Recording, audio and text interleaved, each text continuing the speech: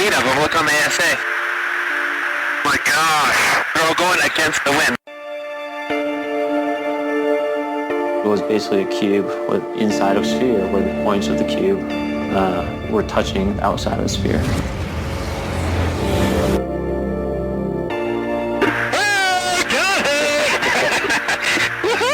Roger. There's troubleshooting machines out here.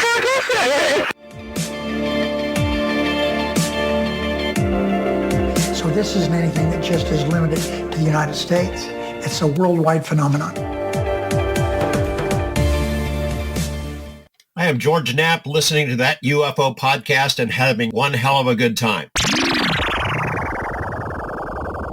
Steve, let's carry on with some listener questions. A lot of interest in this one. The first one is from Psychop. What do you make of the resistance of some branches of government resisting the UAP task force as per the recent article in Politico? Yes. One of the things that emerged from the efforts of Mellon on the Hill, he briefed the then chair of the Senate Intel Committee, which was Marco Rubio, and also the ranking member, Mark Warner. Mark Warner acknowledged that he had been briefed, that's all. We didn't hear anything from Marco Rubio until he did something pretty interesting. And I do not know to what extent Mellon and or Mark Warner participated in this, but he made the decision to put some language in the Defense Intelligence Appropriations Bill. I say language. It's in the comments section. It's a request. It's not a law. It's a request, but it's a request from a very powerful committee.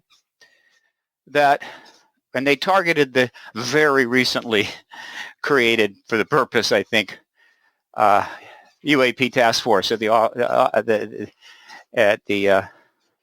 Office of Naval Intelligence, ONI. That the ONI, as well as other agencies as needed, would provide a report back to Congress about a number of things. And I can bring up the bill and actually read some to you if you want. If you've got it handy, that would be great. Yeah, I can do that. A range of things, and provide that to the Senate Intelligence Committee no later than 180 days after the bill was signed.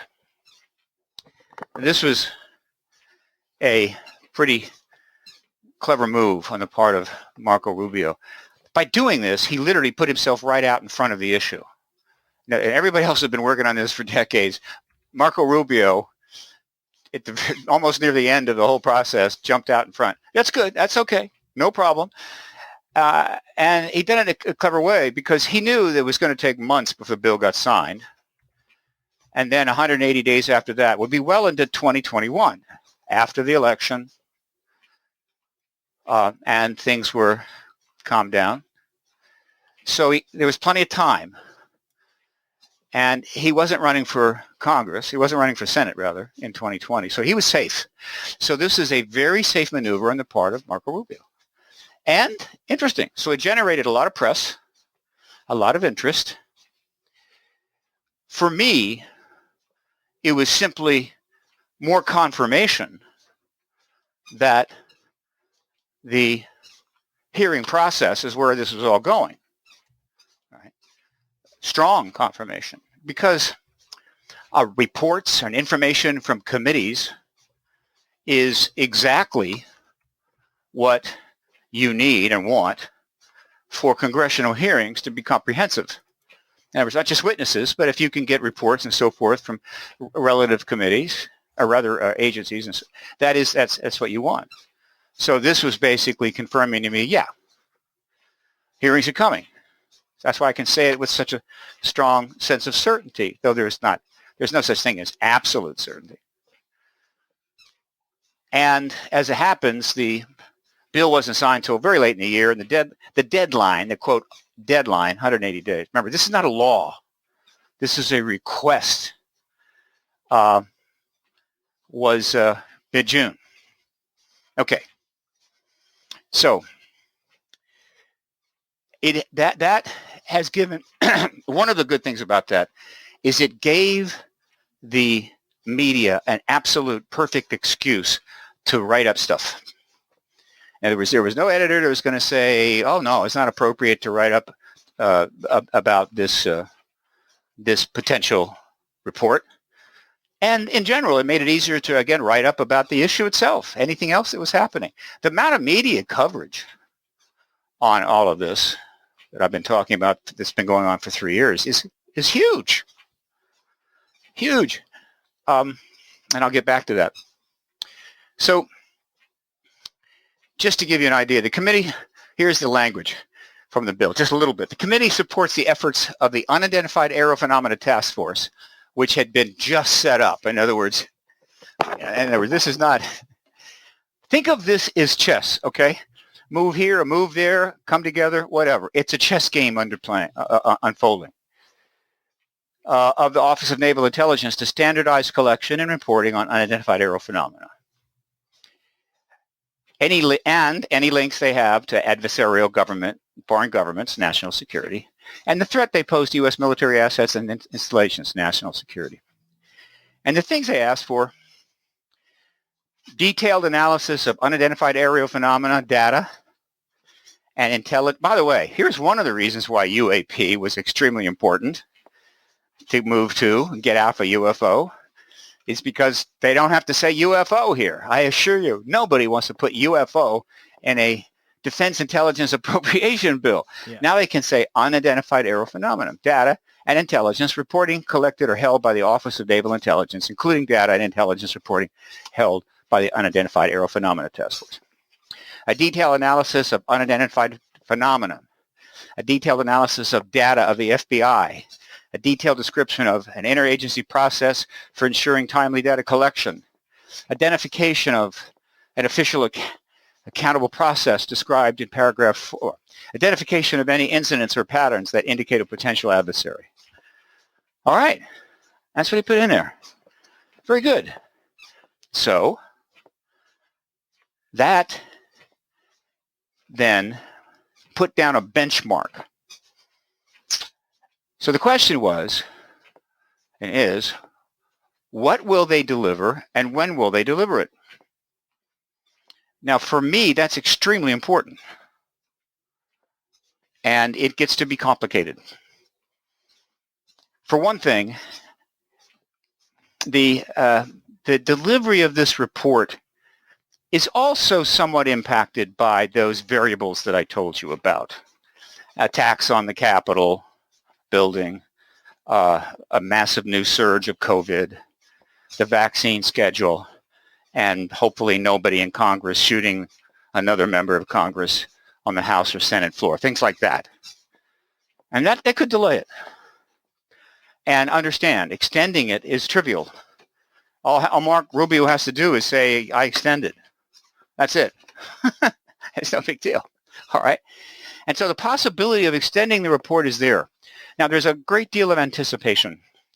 And so not surprisingly, Lou Elizondo and, to a lesser degree, Chris Mellon, and recently, I believe, even Marco Rubio have raised the specter of possibly extending it. And that's because, look, this report is now being written about all over the world. And so if it's going to have to be extended, you'd better give some notice that could happen, or you're going to have a whole lot of unhappy civilians on your hands here. And so they're lowering expectations. I get that. All right. If it gets extended, I'm not going to be heartbroken. But understand, and this is something I repeat over and over again, for those of you that are sitting on the edge of your chair, because this report might spill the goods, this is going to be it. All right. They're going to deliver this or deliver that. You have to understand that elements within the United States government, people who have the need to know, as well as many others who figured it out or been tipped off privately, have known about the extraterrestrial presence since no later than 1947. They've known about it for 75 years. They have massively investigated. They have all kinds of unacknowledged special access programs addressing it, and the technology and the crash vehicles for 75 years. Okay. And this is true of the Canadian government, the UK government, the Australian government, the French government, and on and on. And probably because of the turmoil, maybe a little later, but the Soviet government and the Chinese government. So again, keep that in mind. More importantly, all of these governments, but particularly the United States, has a 70-year track record of lying, refusing to giving up material, hiding documents, lying, stonewalling, misrepresenting, and so forth. And so to assume that this report is going to be groundbreaking would be incautious. There are people inside our military and intelligence community who oppose this. I guarantee it. They didn't want to see the TTSA come out. They didn't want to see any of this happen. They are committed to this truth. Embargo remains forever, or at least as long as they're alive. And I'm not just talking a couple of people. I'm talking there's substantial opposition.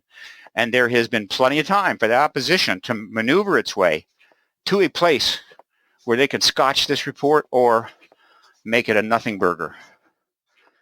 So that has to be taken into consideration. Now, the more coverage, the more people get excited, the more activism, and there's lots of it bubbling up in Facebook and Twitter.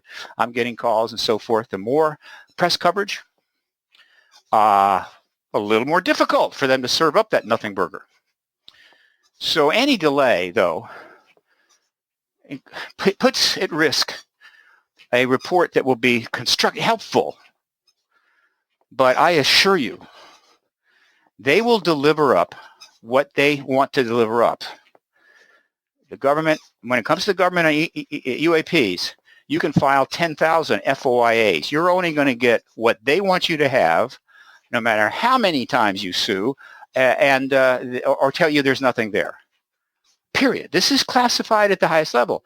And so they are not necessarily going to deliver up anything meaningful. But I assure you that the people on the other end of that Senate request at the ONI and elsewhere, DOD and so forth, they are aware of the congressional hearings that are coming. Absolutely aware. And so they know that this report is going to be a factor in those hearings. Unless they deliver a massive nothing burger, which is something I worry about, that then gives every member of Congress the excuse to go, hearings? We don't need hearings. Hey, we got the report that was requested by Marco Rubio. There's nothing there. We always knew that. There's no ETs. It's just a misunderstanding. Or more importantly, simply, I haven't got the guts to do this, and you just give me an excuse to go hide under my desk, so I'll be under my desk. Thank you very much. I worry about that, but I'm less thinking that's going to happen. And so they know that whatever they deliver, and it's not going to be 4 glass containers holding the dead aliens from Roswell, I can assure you. Whatever they deliver will be sufficient to be a constructive part of those hearings and will make them look good. Meaning, hey, we helped. Here's what we got. Maybe we can get more. It's a big subject. There's a whole lot of programs and so forth, but we've helped, and that's a win for them. And so, again, that's what I think may happen. Excuse me. So if the report's deadline is formally extended, and it better be for a specific amount of time. If they make it indefinitely, well, then I'm just going to get more and more nasty and vocal. But if it's extended, say for another 2 months, then that is a very good indicator that the time frame for hearings has been obviously clearly pushed forward. And then we can maybe guess about when it's going to happen. This summer certainly is right. It's perfectly fine. So let's hope that happens. But now let me get into the reasons why these hearings can't be delayed too much. There are some very powerful reasons for that. Here's the first one. And I'm I'm saying this for the benefit of the current President Biden, who lives just 2 blocks from where I'm at. Yeah, I'm just 2 blocks from the White House, my office. If they ever need me, I can just walk over. Every day that goes by in the Biden administration, President Biden starts to own the truth embargo. Every single day. Too many people know too much. Too many people have figured out it's all true. Too many people know that the government has known about this since Roswell.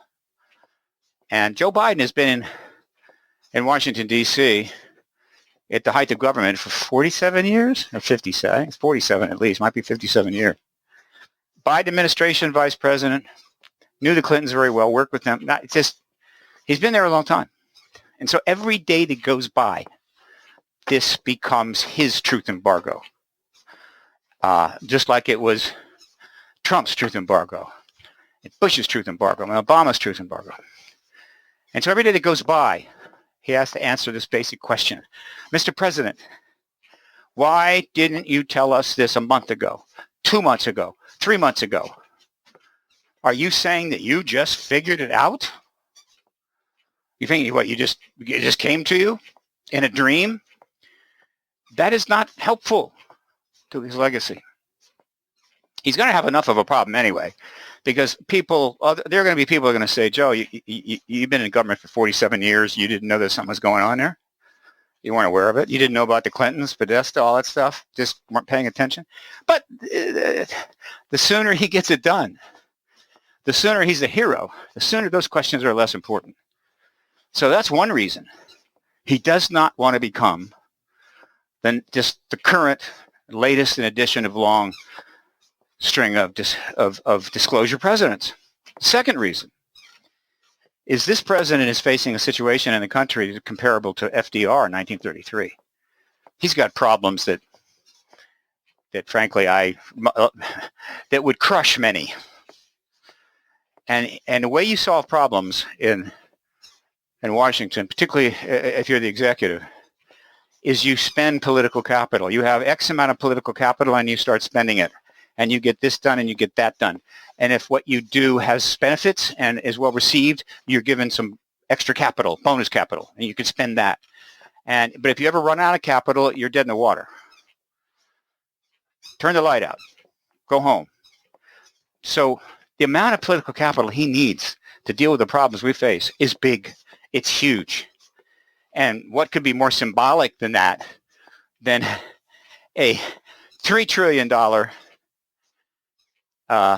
additional support bill, COVID bill, followed by another $2 trillion infrastructure bill. I mean, so just on the sheer basis of money, he's saying we have to spend huge amounts of money in order to solve these problems and deal with these issues. But every one of those dollars is part of his political capital. So he is suggesting spending $5 trillion of my political capital. I assure you, if he doesn't get a return on investment, he's done. He's going to have a really big problem on his hands. So he needs all the help he can get. Well, let me be frank. The president or the executive who confirms the extraterrestrial presence to the world's people, the first one, not the third one or the fifth one, the first one will achieve perhaps the greatest political legacy in history and a huge deposit in their political capital bank. Biden could then use that political capital to help solve these other problems, the other issues that we have to deal with. So that's a second reason. The third reason is that this process has been going on a long time. And the fact that we're kind of moving for hearings is not a secret anymore. And the fact that I pretty much know it, I assure you, every top intel operation in the world knows it. And that includes Russia and China. Hell, China probably hacked the emails already. So it's a slow process. It may take months. What does that mean? It means that the autocratic president of China, the autocratic president of Russia, has all the time they want to contemplate this and decide, America and President Biden, they are approaching the finish line to win first place, get the ribbon. I think I'll just hold a press conference and make the announcement myself. I don't need to have a hearing. I don't need anything. And so I will tell the world the extraterrestrial presence is real, back it up with a lot of really quality number one evidence, which we will provide to the media, and I will get that political legacy. I will snatch it right out from under President Biden's nose. So the longer this takes, the more likely one of those heads of state could do that. And I assure you, that would not be good. That would be bad for America. Not necessarily bad for the whole planet. Not necessarily bad in the longer term. Short term, bad. All right? So there's 3 very powerful reasons why it needs to happen earlier. And there is one, and then there's that one reason I mentioned. If the hearings have not taken place before the report comes in, which has now become this milestone event, and that report is a nothing burger, then it's possible that the Congress will bail and we won't get the hearings, in which all of this continues on forward into the 21st century, which, unless we get disclosure, frankly, is one of the reasons I don't have children, because it'll be a really awful time. So that gives you a sense of that. Absolutely. It's a great question, a great response. The next question, Steve, was from David, and he wants to know, why do you lean so heavily towards the ET hypothesis, disregarding others like interdimensional or time travel hypotheses? Hey, it's like everything in life. We see what we see, and we have to make decisions about what we're going to do, how we're going to act. We're making decisions every minute of the day about what to do next, what not to do next, and these decisions are influenced by our understanding of the world. Okay? So, and probability plays into it all the time. We're constantly making hard, important decisions on probability. We assess what's the likelihood that if I do this, that's going to happen, or if I do that, that's going to happen. And we do it all the time, and it's built into, it's wired into our brain. And some people are better at it than others. Some people make unbelievably stupid mistakes that logically made no sense at all, because not everybody has got the same wiring or the same education or gifts. So if I once visited the skyscraper. What's the skyscraper? What's that skyscraper in the United States? The big one, not the new one, but the other one, the Empire State Building. And I'm up there on one of the platforms. Now, I could have decided to jump off that platform, because there is a possibility that gravity doesn't always apply, or there's a possibility that if I hold my arms out and glide, that I'll just kind of glide on down and land somewhere on Fifth Avenue. There's a possibility of that. But the reason I don't jump off is because I know that that possibility is so low that it would be probably a grave mistake. And this is also true in science all the time. Researchers are having to make decisions about which path to take with respect to a particular area of study. And there will be 3 paths, one of which will have a probability of 90%, one will have a probability of 3%, another 2%. So I got to invest the money and time in the 2%. Some might, and it might pay off. So this is how you have to go through life. And so, and in this field, it happens all the time. What is the probability that this is a time travel event? It is way less than 1%. It may be less than 0.1%. It's not impossible, but the nature of what we know about physics even now is such that time travel is extremely unlikely. What's the possibility is other dimensional? All we know about other dimensions right now is confined to the area of mathematics and associated with certain theories. Mostly it's string theory. So in the case of string theory, when you try to work out the math to support the theory, it turns out that the concept starts to make sense if, in fact, there is a reality it varies, the number of dimensions vary, but say 11 dimensions, in which 8 of them are curled up in a tiny, tiny, tiny space. And because that is a legitimate area of discussion and was actually published and so forth, people just went hog wild. Not to mention, of course, movies and things like that. That's it. And so the chances that there are other dimensions that people can pass in and out of, is that been confirmed? People want to talk about that? I'm saying, to the extent that there is evidence for that, there is 100 million times more evidence for the extraterrestrial presence. So this is just very, very unlikely. And so I'm not going to invest time in exploring that option or basing any activism on that option. I'm not going to detract away from the massive evidence for the ET presence of individuals from other planets who are intelligent, sentient, and can build things. I'm just not going to waste time there. Others go, no. I saw this movie and I saw that movie. I've seen all these time travel movies, and man, I'm telling you, it's got to be real. They're movies.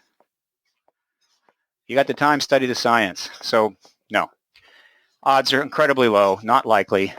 You're going to have to settle from system to system intelligent beings who have found a workaround the relativity issues so they could travel long distances. There is only one way that is proven and known to, quote, move through time. But it's not time travel. But it is possible, and it makes for a fascinating discussion about what some advanced extraterrestrial civilizations might do. And what I'm referring to is this. Almost certainly, when an ET travels from one system to another many light years, and say it's done in weeks, there's no time dilation. In other words, the ETs they leave behind on their home planet are not going to age that much while they take a couple of week excursion to our solar system because of the workaround relativity. They solve the time problem, the mass problem, and probably the dilation problem. However, if you were to take a craft up to huge amounts of speed, which I don't think you can, even the ETs can, because as you get toward the speed of light, the mass of that craft grows and grows and grows. I mean, it just becomes an utterly impossible situation. But there's something you can do. And that is, if you can find a black hole, and there are millions of them in our galaxy, if you can find a black hole, one that's not absorbing any matter from its near surround, meaning it's not near another star or whatever, and it's sucking in, or gas cloud is sucking in gas around it, which would make it very, very dangerous. Basically just a black hole, right? And you bring that craft in and bring it in at decent speed, and you orbit that black hole. And you slowly shrink your orbit of the black hole towards the event horizon. How close you can get to the event horizon, I don't know. Okay? But as close as you safely can. And you did this on April the 1st, 2021. By the way, this is April Fool's Day, which means that everything I have said for the last hour is nothing but a joke. No, I take that back. I take that back, folks. Don't take that out of context. If you did that after a not great deal of time, as you're hanging out on your craft, cruising around the black hole, watching Netflix, whatever, 1,000, 2,000, 3,000 years would pass on planet Earth. This is time dilation. Time is moving much slower for you than on Earth because of the effects of relativity. You're operating in the relativistic universe under those circumstances. Now you leave the black hole, you kick the engine brake out, and cruise on to Earth. And the Earth you're going to encounter, the one that you were aware of on April the 1st, 2021, is now April the 1st, 4021. You are in Earth's future. You did not travel through time. You slowed your own time down through relativity. That is the only way, but it is doable. And I can imagine alien civilizations that do exactly that. And we could do if we developed interstellar craft that also had the ability at substantial, what we'll call non-relativistic speeds, and find a black hole, do it to ourselves. And so you could imagine this would make for I don't know if I'm sure this has been a part of a sci-fi book at some point or another. I stopped reading sci-fi long ago because I am the time, but you could have a civilization that assigns that just for the hell of it put some substantial some craft out there filled with their beings to go and do this and never come back. They're never going to come back, right? Or at least you're never going to see them again. And so these craft go out, and what they do is exactly that. They explore parts of the galaxy, systems, and what have you, and then at some point they jump forward. They find that black hole. They slow down their time. Then they jump forward and start going to see these civilizations 1,000, 2,000 years later. What good that would do, I don't know, but it would be something you could do. It would be fascinating. If there was a way to send information back in time, which I'm pretty sure there isn't, then they could then report back that way and say, hey, here's what's going on 2,000 years later. But no. So is it worth doing? I don't know. Would you love to be on that mission? Would you like to be on a craft that is able to jump forward 1,000, 2,000 years at a jump, study a bunch of stuff, and then go back and jump forward 2,000 more? Yeah, I'd take that job. Anyway, that's my answer to that question. Thank you, Steve. Adam has the question that if the citizen hearings were done today in 2021, do you think we would see a different approach by the mainstream media? The citizen hearing on disclosure did get covered. It was live streamed so that any member of Congress or staffer or any journalist could watch it, and probably many did, because we know thousands did watch it on live stream. And it got covered, and it did its job. Now, if I could find the $700,000 it took to put that on today and put on another citizen hearing right now, yeah, it'd get a lot more coverage. There's no question. It would get a lot of coverage. But I don't know if it would be necessary because we're too far along, thanks to the To the Stars Academy. Remember, the To the Stars Academy raised $2.5 million when they initially launched. It was a public benefit corporation. They did a stock drawing $2.5 million. I think they had planned to raise 10 times that, but things obviously didn't go out the way they wanted. Mm-hmm. So they have spent a lot of money. They have done, and they've generated vast amounts of coverage. It would be redundant. It's just weird. There was other ways I'd spend $700,000 than do that. It would be, yeah. So no, it would get a lot of coverage, but it's not something I would do. Now, before I forget, I've said a lot of things here, and I'm sure a lot of your listeners are having trouble keeping up, and that's okay. But any one of your listeners want to become one of the smartest people on the planet on what's going down relative to the whole planet now, all 7 billion. In other words, want to be in the 1%, maybe even the 1/10 of 1%. There's a way you can do it. if you've got 3 or 4 days of time, you go to my website, paradigmresearchgroup.org. And you go up in the menu and you go to resources. And you click on resources. Then you drop down on the menu until you get to print media archive. And then you go to the flash page there and you click on PRG media archive, PRG print archive.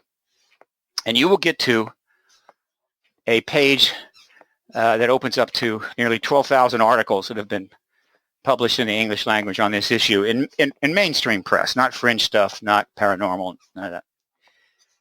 And then you need to select 2017. And when that comes up, scroll on down to October 10. And in October 10, 2017, you will find the first article written up regarding the To the Stars Academy. It's the day before they launched. It's earmarked in red. It's easy. It's earmarked. It's very clear.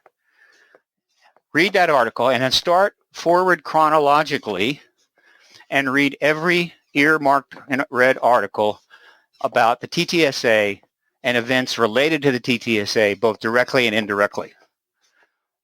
And that's 700 articles. By the time you get done, you will have read about a 300-page book, maybe. Wouldn't take that long. So you read all 700 of those articles. Then go back up to the menu, click on Issues, drop down to TTSA, select TTSA Media, and go to that page. And what you will find there is over 160 videos of presentations given by members of the TTSA, interviews of them, some news coverage, again, video news coverage, some radio, some audio only, mostly video, 160. I need to add another 30 or 40. I'm a little behind. Watch them all, preferably chronological order. Go back. I think they are in chronological order from the top. Are they? Yeah, they are. Start at the top. Watch them all. And there's a bunch up in the top, too. They're part of a slider. There's like 4 or 5 embedded at the very top as part of the graphic slider. And watch them all. And by the time you got to the present, you will know more about what's unfolding than 99.9% of all the people on the planet. And you will have a picture. You will see the big picture. You will get why I'm able to say what I'm saying. Because unless you have seen all of that, followed all of that, it's difficult to come to some understanding. What's going on here? That'll take you about 3 days. Yeah, maybe less if you're intense. And then your confusion will be greatly lessened. It's one of my principal contributions to this whole thing. And I'm happy to do it. And I'm going to add more. It's going to grow. In fact, it's going to very much grow. So, again, paradigmresearchgroup.org. It's there. Now, there are other places where stuff is being compiled. Some places are compiling even more. They're going out into the web. They're going out into just websites and stuff and social media thing. I mean, but it's just too much.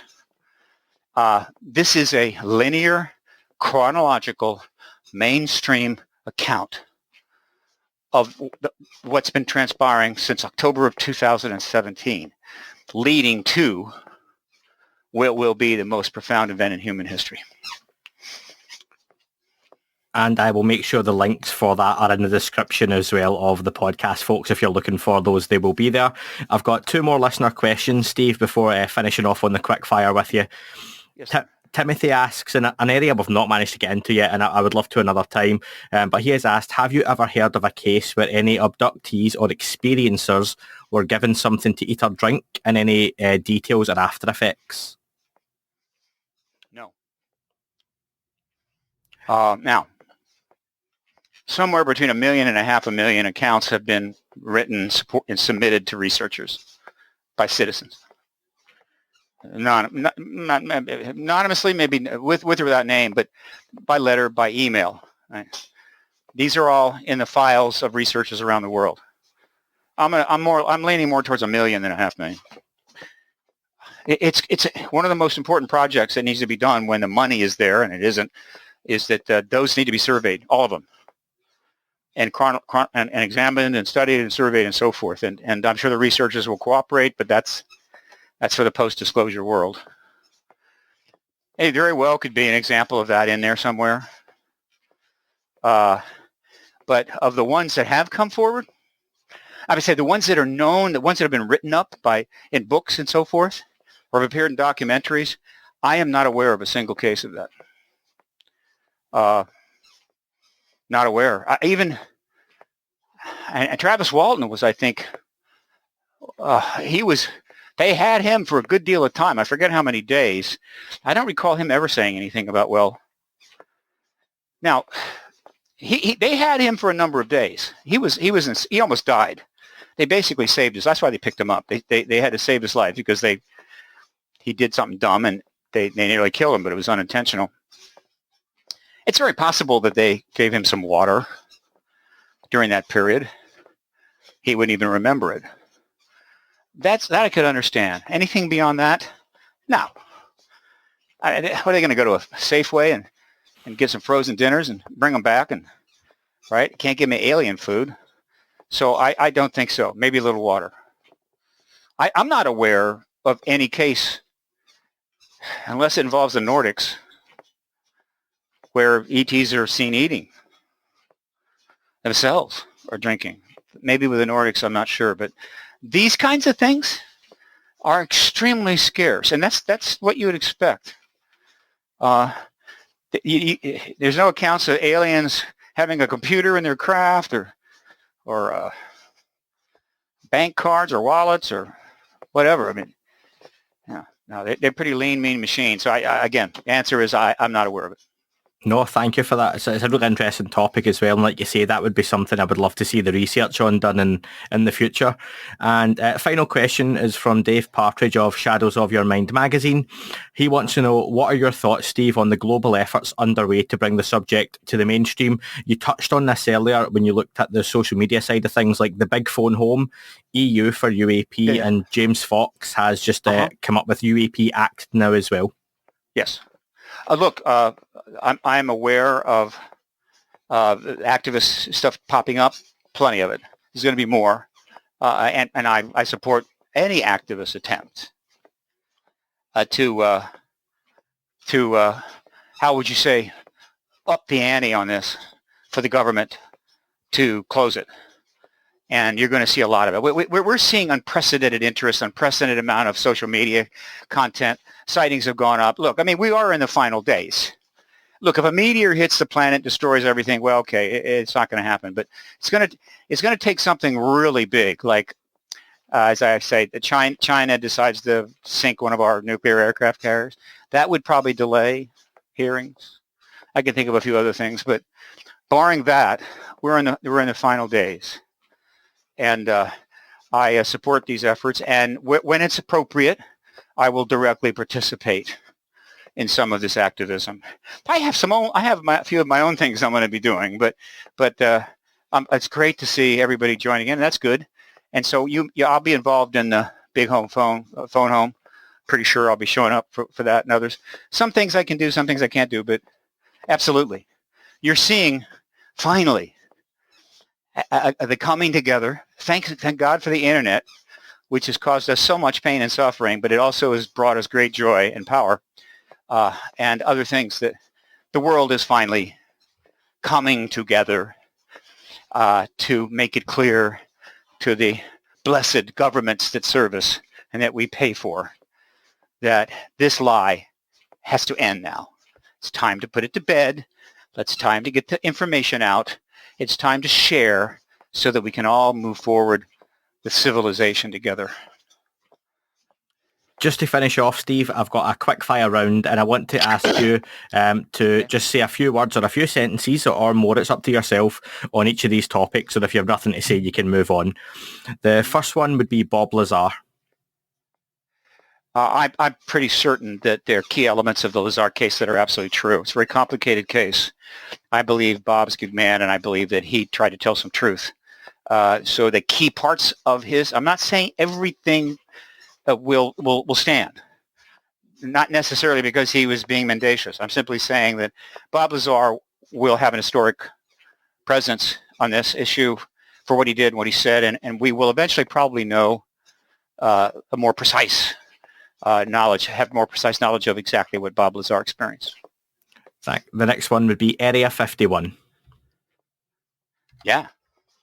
Area 51 was a major base, major place. The whole Nellis Air Force Range was major. They keep changing the name. A lot happened there, but exactly what happened there as opposed to Dugway, as opposed to Wright-Patterson and so forth, well, that's the government moving the cups around, asking you to tell which cup the ball's under. But I assure you, Area 51's role in this would be substantial, and one day, post-disclosure, we're going to learn a lot about that. And I'm sure the Area 51 people that were there are going to be very proud, and they're going to come forward and write memoirs and everything else. But it's the real deal. But the full nature of the deal is masked by the truth embargo. I look forward to the details. Your thoughts on the Phoenix Lights sighting of the mid-90s? One of the most important events and the phenomena in the history in the U.S., a major event. I likened it to somewhat the events of July 1952. Whatever the government was acting, I think, not the way the ETs expected back in the 48, 9, 51. They were trying to shoot the craft down, which wasn't going well for us. And I think they flew over Washington those many days to make a statement. One, look, we're here, and we're going to continue to let people know we're here. There's not a damn thing you can do about it, all right? And this is our way to making that point very emphatic. Move forward 45 years, 1997. I just have a feeling that the alien craft part of that, there was several things going on, some of which may be non-ET, but was along those lines. Because the extraterrestrials don't need to fly a mile-wide craft across a major city of the United States because what? They wanted to save time getting to Tucson? They don't need to do that. So if that happens, or maybe their navigational system went off and they're off course. No. They flew over at Phoenix that night to make a statement again to the government. Okay. It's 50 years after Roswell, and you still haven't told your people the truth. This is the 50th anniversary this year. You put out this stupid report, the Pentagon, just in June, saying it was confirming it was a mogul balloon and talking about crash test dummies. You're making a fool of yourself. You're embarrassing yourself. So we're just going to fly this craft over Phoenix to remind you that we are not going away. We're here, and we can do this anytime we want. We would rather not, because it does create some consternation and confusion, and we don't like to bother your people. But just know this. Get the job done. Confirm our presence. We have work to do. We have some things to discuss. That's how I see that. But was it an ET craft? You bet it was. Your thoughts on Skinwalker Ranch? Yeah, well, that's a beaut. I can't wait for the next series. 4th of May. Yep, just over a month. Look, I believe that, and I've said this, there is no such thing as the paranormal. And the term is bad. It's a bad term. Everything in this universe is normal. Everything. There are no exceptions. There are simply some things we know and understand, and some things we don't know and understand. Or maybe we sort of understand. That's the universe. All right? So nothing, I would never assert, well, of course, it's obvious that there's plenty about this universe we don't understand besides just what planet the ETs come from. So, and this turns up all the time. So if a fine member of Ireland is out for the nice day and runs across some pretty unusual thing that they totally did not understand, that actually is a small extraterrestrial being basically just chilling out, taking a break before heading back out. They call it a leprechaun, and off we go. I mean, so, but the fact is that the more you devote to trying to understand the world around you, maybe study science, things like that, the less things come under the heading of, I have no idea what the hell that was. So most of the things that are called paranormal that turn up here, there, Science Channel, History Channel, or if I'm really desperate, Discovery Channel, I dismiss out of hand. It's just, that's, whatever's going on there, it doesn't impress me, and in many cases, when you get into the paranormal is when the hoaxes get going. I mean, the paranormal is an extremely lucrative genre, and when you're talking about the entire paranormal, that we call that, not just ETs, but the whole arena, there's so many ways to have some fun, make a show, write a book. So I just dismiss it. However, one exception would be Skinwalker Ranch, because I know the people that are involved, I know the work that's being done, the level of technology and everything else. And so there's some very unusual things going on there, which I think legitimately come under the heading of, we don't understand what's happening. And that's cool. And that's why I'm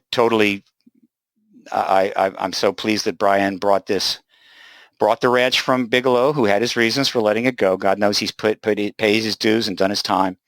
And he's willing to go forward. So I'm dying to learn more.